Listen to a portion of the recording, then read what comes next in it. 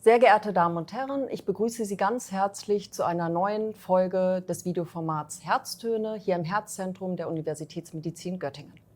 Heute geht es um das Broken Heart Syndrom oder aber auch Takotsubo-Syndrom. Und wir wollen die Frage klären, ob das Herz wirklich brechen kann.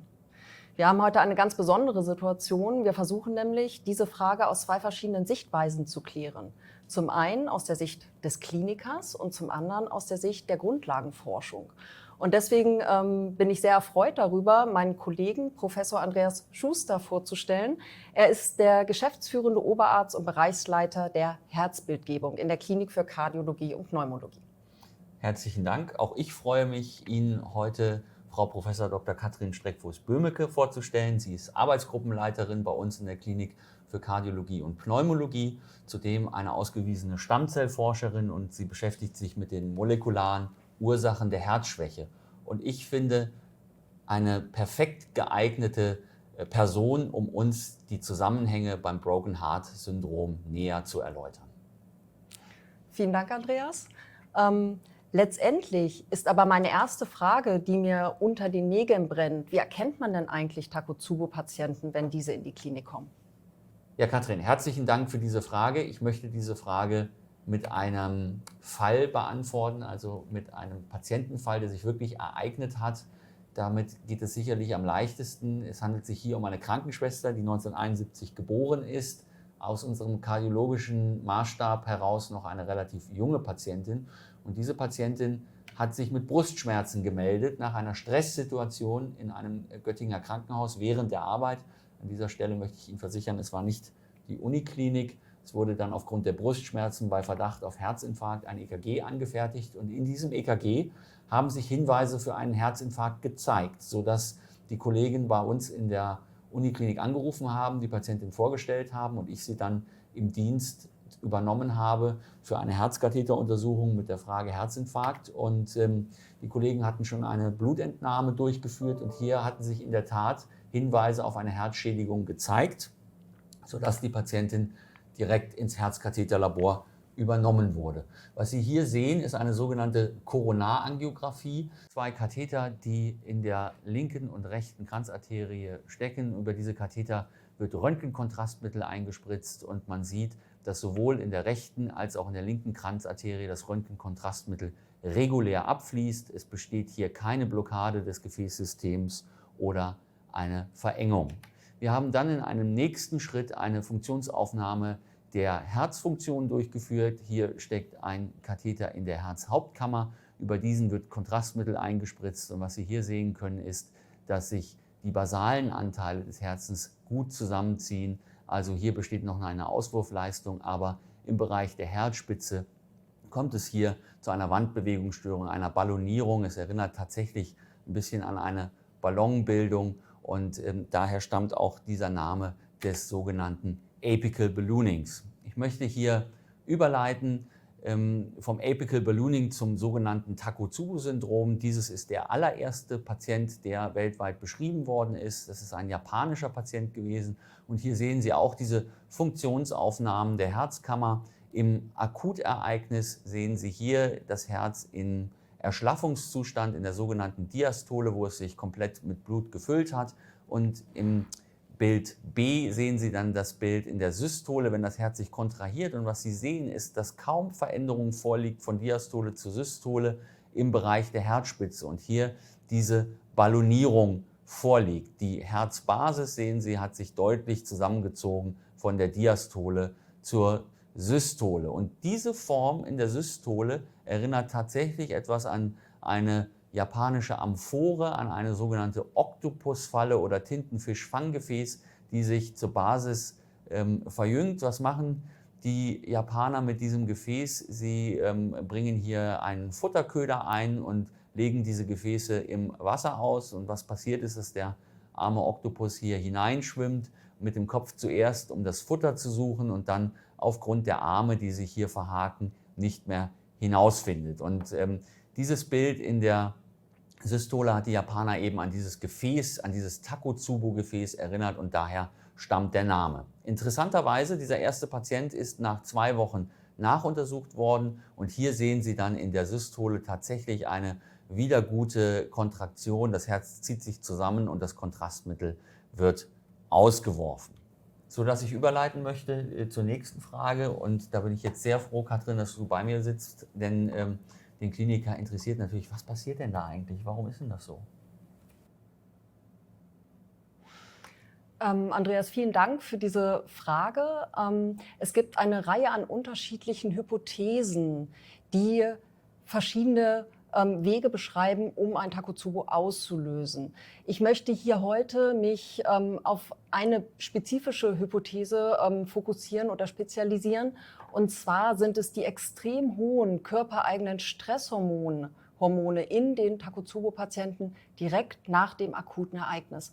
Und genau das wurde bereits 2005 erstmalig beschrieben. Und Sie sehen das ganz schön hier in dieser eigentlich sehr unübersichtlichen Tabelle. Achten Sie einfach nur auf die markierten Bereiche und Sie sehen, dass diese körpereigenen Stresshormone, welche auch als Adrenalin bezeichnet werden, und wenn man genau hinschaut, sind das Epinephrine oder Norepinephrine, stark erhöht sind in den Takotsubo-Patienten 1 bis 2 Tage nach dem Event.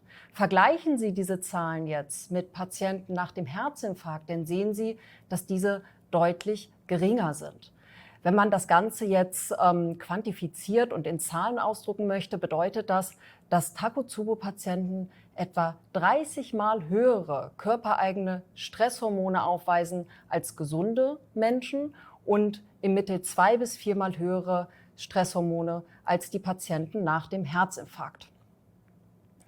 Und wie wird das Ganze jetzt ausgelöst?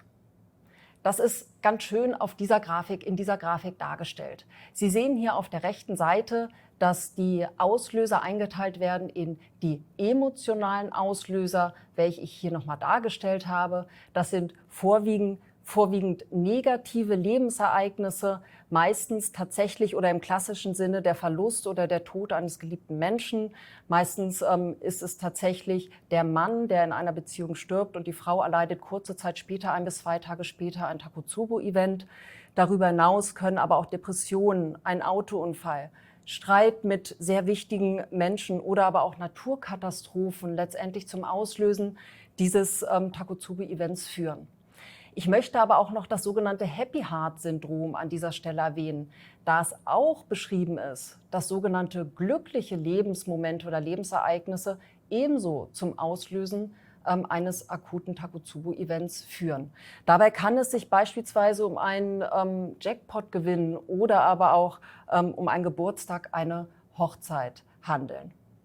Neben den emotionalen Auslösern gibt es die körperlichen Auslöser. Was genau ist damit gemeint?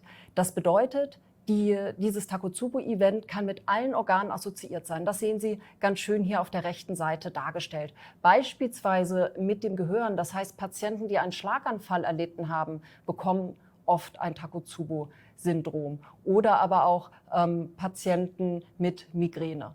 Es gibt ebenso eine enge Assoziation zu der Lunge oder aber auch zum Gastrointestinaltrakt. Darüber hinaus gibt es eine enge Verbindung zu Krebspatienten. Nach Chemotherapie kommt es auch zum Auslösen von Takotsubo-Events, aber auch durch einfache oder schwerwiegende virale Infektionen, durch Frakturen oder einfach nach Operationen. Ein sehr kleiner Anteil von Takotsubo-Events hat allerdings keine identifizierbaren Gründe. Das heißt, diese treten spontan auf. Die Frage ist nun, Andreas, wie gefährlich ist denn das Takotsubo-Syndrom und wie wird es denn behandelt? Wir haben ja lange gedacht oder geglaubt, dass es im Prinzip eine harmlose Erkrankung ist. Wie bei diesem ersten japanischen Patienten, den ich vorhin erwähnte, bildet sich diese Wandbewegungsstörung oder die Funktionseinschränkung oftmals in kurzer Zeit zurück. Ich möchte jetzt aber Daten zeigen aus einer wissenschaftlichen Publikation, die das Ganze so ein bisschen in Frage stellen. Es ist etwas schwierig zu verstehen. Lassen Sie mich durch diese Folie Sie durchführen. Sie sehen hier Überlebenszeitkurven und das stammt aus einer klinischen Publikation. Auf der Y-Achse ist die Mortalität aufgetragen. Das bedeutet, hier 100% würde ein Versterben sämtlicher Studienteilnehmer anzeigen. Auf der X-Achse finden Sie den Beobachtungszeitraum nach dem Ereignis. Bis zu 10 Jahre sind hier aufgetragen. Sie finden 2 Kurven und sehen, dass die Mortalität steigt. Es gibt eine rote Kurve und es gibt eine blaue Kurve. Die rote Kurve ist eine Kurve von Patienten nach akutem Herzinfarkt. Und Sie sehen, am Anfang besteht hier eine gewisse Sterblichkeit im Krankenhaus von 7 bis 8% und dann steigt das Ganze über einen Zeitraum von 9 Jahren auf bis zu 20% an. Die blaue Kurve, die Sie hier sehen, ist eine Kurve von Patienten mit Takotsubo-Syndrom. Auch hier gibt es eine Sterblichkeit bereits im Krankenhaus aufgrund der akuten Herzschwäche und dann im Beobachtungszeitraum fällt auf, dass die blaue Kurve sich parallel zu der Herzinfarktkurve, der roten Kurve entwickelt und ebenfalls eine Mortalität, also eine Sterblichkeit über 10 Jahre von über 20% erreicht. Die Autoren haben das statistisch miteinander verglichen und dieser P-Wert zeigt an, dass diese Kurven statistisch nicht unterschiedlich sind. Aufgrund dieser Publikation ist also davon auszugehen, dass das Risiko nach Takotsubo-Syndrom dem Risiko nach akutem Herzinfarkt entspricht. Das ist eine Studie, das muss man immer mit Vorsicht anschauen und deswegen möchte ich Ihnen eine zweite Studie zeigen und das ist das Outcome oder die Prognose von Patienten bei Takotsubo-Syndrom basierend auf mehreren prospektiven Studien, zusammengefasst in einer sogenannten Meta-Analyse. Und das sind die ganzen Studien, die Sie hier nicht einzeln lesen müssen, aber das Ergebnis ist interessant. In diesen 54 Studien waren 4.679 Patienten eingeschlossen und hier zeigt sich eine jährliche Mortalität von 3,5% pro Jahr nach Takotsubo-Syndrom. Also eine erhebliche Mortalität, die wir hier beobachten und deswegen passen wir auf diese Patienten auch sehr genau auf und wir behandeln diese Patienten wie nach Herzinfarkt. Das heißt, wenn die Patienten aus dem Katheterlabor kommen, gehen sie auf die Überwachungsstation. Wir schauen uns an, ob die Patienten Rhythmusstörungen entwickeln. Wir schauen, ob die Patienten eine akute Herzschwäche erleiden und selber die Herzleistung nicht mehr erbringen, um zu überleben. Dann kann man sie sogar an eine Herz-Lungen-Maschine anschließen, um den Akutzeitraum zu überbrücken. Und wenn wir das geschafft haben, die Patienten aus dem akut bedrohlichen Zeitraum herauszubekommen, dann behandeln wir diese Patienten mit Herzschwäche-Medikamenten. Und es ist vielleicht wichtig zu wissen, dass wir diese Patienten genauso behandeln wie Patienten mit Herzschwäche aufgrund anderer Ursache, zum Beispiel nach Herzinfarkt oder zum Beispiel bei angeborener Herzerkrankung. Das heißt, eine spezifische Therapie für das Takotsubo-Syndrom haben wir nicht. Und hier möchte ich jetzt wieder einsetzen und eine Frage an die Grundlagenforscherin stellen. Gibt es denn vielleicht neue Ansätze, wie wir das behandeln können? Oder gibt es Erkenntnisse im Labor, was wir vielleicht Gutes für diese Patienten tun können? Das Problem wurde ja gerade schon angerissen. Es gibt einfach keine Studien heutzutage oder bis heute, die das Takotsubo-Syndrom kontrolliert untersucht haben. Es gibt eine Reihe an Mausmodellen oder Rattenmodelle. Das heißt, wir sind dann auf der Ebene der Tiere, aber bis dato wurde nichts identifiziert, um letztendlich im menschlichen, humanen System zu schauen, was denn wirklich wirksam sein kann und vor allem, was die zugrunde liegenden Mechanismen sind. Ich möchte Ihnen nun ein neues Vorgehen darstellen, um genau diese Hürde zu überwinden. Sie sehen hier auf der linken Seite einen Patienten oder in diesem Fall Takotsubo-Patienten, von dem wir Material entnehmen. Das kann zum Beispiel eine Blutprobe sein, das können Haare sein, das kann aber auch eine Hautprobe sein. Aus diesen Proben isolieren wir dann die entsprechenden Zellen, bringen diese in Kultur und verwandeln diese Zellen dann in sogenannte Alleskönnerzellen. Und das sind dann die pluripotenten Stammzellen, die induzierten pluripotenten Stammzellen. Sie sehen hier ganz deutlich, dass aus zunächst hier dargestellt Hautzellen plötzlich kleine Kolonien wachsen. Und genau das sind diese abgekürzt iPS-Zellen. Diese picken wir dann und versuchen daraus sogenannte neue Zelllinien herzustellen. Und diese neuen Zelllinien haben die Eigenschaft, dass sie tatsächlich in jegliche andere Zellen verwandelt werden können. Unter anderem natürlich auch in die von uns gesuchten Herzzellen. Wie machen wir das nun? Wir versuchen, und das ist hier dargestellt, da werde ich nicht im Detail drauf eingehen, aber wir versuchen, die normale Herzentwicklung, die im Menschen passiert, nachzuahmen, indem wir zu ganz unterschiedlichen Zeitpunkten sogenannte kleine Moleküle dazugeben. Und am Ende bekommen wir dann Herzzellen, die tatsächlich auch spontan in der Kultur schlagen. Und mit diesen Herzzellen haben wir die Möglichkeit, verschiedenste Untersuchungen zu machen. Wenn man das jetzt auf das Takotsubo-Projekt überträgt, möchte ich Ihnen das etwas detaillierter darstellen. Wir haben uns mit dem Takotsubo-Register, welches in Zürich angesiedelt ist, zusammengetan und haben sehr gut definierte Takotsubo-Patientinnen identifiziert. Sie waren alle weiblich, alle über 60 und haben alle das zuvor beschriebene apikale Ballooning aufgewiesen. Von diesen Patienten haben wir dann eine Hautprobe entnommen, haben daraus die sogenannten induzierten pluripotenten Alleskönnerzellen hergestellt, daraus die Herzzellen und haben dann versucht, dieses Takotsubo-Event durch ansteigende Konzentration an Stresshormon, körpereigenen Stresshormonen, den sogenannten Katecholaminen, zu simulieren.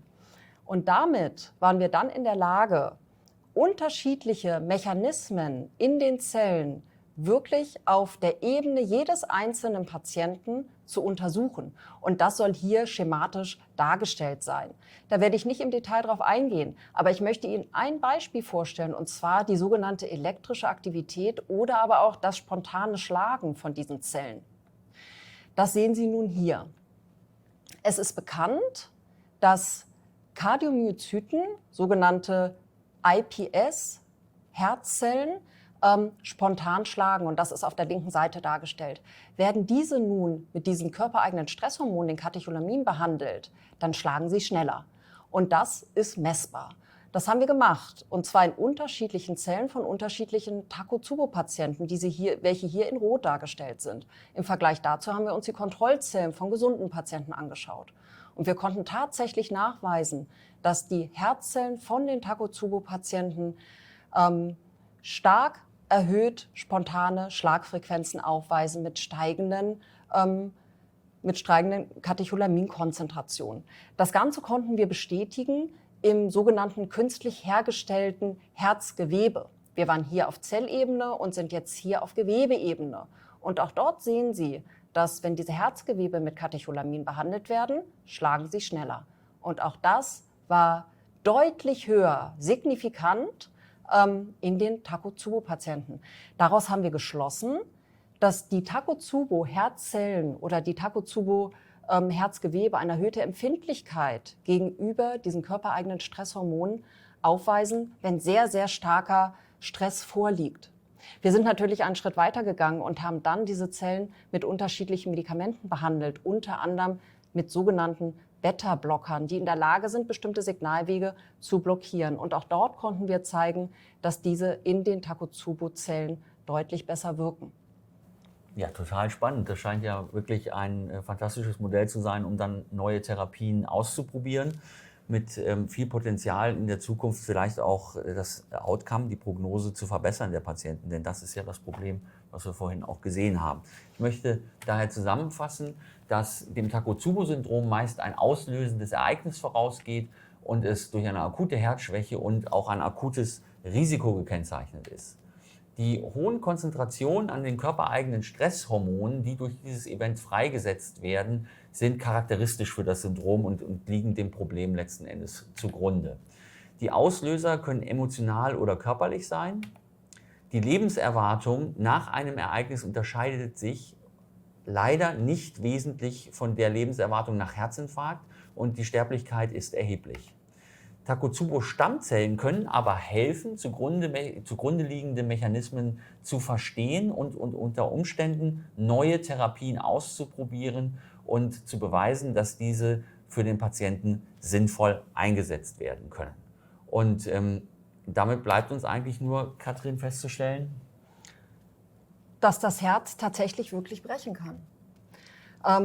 Wir haben jetzt eine Reihe an unterschiedlichen Daten präsentiert, aber abschließend möchten wir noch darlegen, dass es immer noch das sogenannte ungelöste Takotsubo-Puzzle gibt. Und das ist ganz schön hier in dieser Darstellung aufgezeigt. Sie sehen, dass das Herz und das Hirn beispielsweise sehr eng assoziiert ist beim Takotsubo-Syndrom. Und es gibt eine Reihe an unterschiedlichen Puzzleteilen, die tatsächlich immer noch nicht geklärt sind. Das heißt, es ist weiterhin ein großer Bedarf an Forschung und natürlich aber auch an klinischen Studien. Ja, also ich fand's total spannend. Ich habe ganz viel gelernt und als Kliniker profitiert man natürlich unheimlich davon, wenn man auch die Grundlagen nochmal so gut vor Augen geführt bekommt. Und ich hoffe jetzt natürlich, dass wir die Prognose weiter verbessern können der Patienten, also die Lebenserwartung, indem wir vielleicht diese Stammzellmodelle einsetzen, um tatsächlich spezifische Therapien zu finden. Das kann ich an der Stelle nur zurückgeben. Als Grundlagenforscher ist es unglaublich wichtig, den ganzen Input von der Klinik, von den Klinikern zu bekommen, um überhaupt die spezifischen Fragestellungen dann im Labor angehen zu können. Ich hoffe, Sie hatten Spaß bei dem Vortrag. Wir hatten es auf jeden Fall. Und wenn Sie weitere Fragen zu dem Thema haben, sehen Sie die Telefonnummer oder die E-Mail. Dann sind wir gerne für Sie bereit, diese Fragen zu beantworten und mit Ihnen in den Dialog einzutreten. Vielen Dank und einen schönen Tag.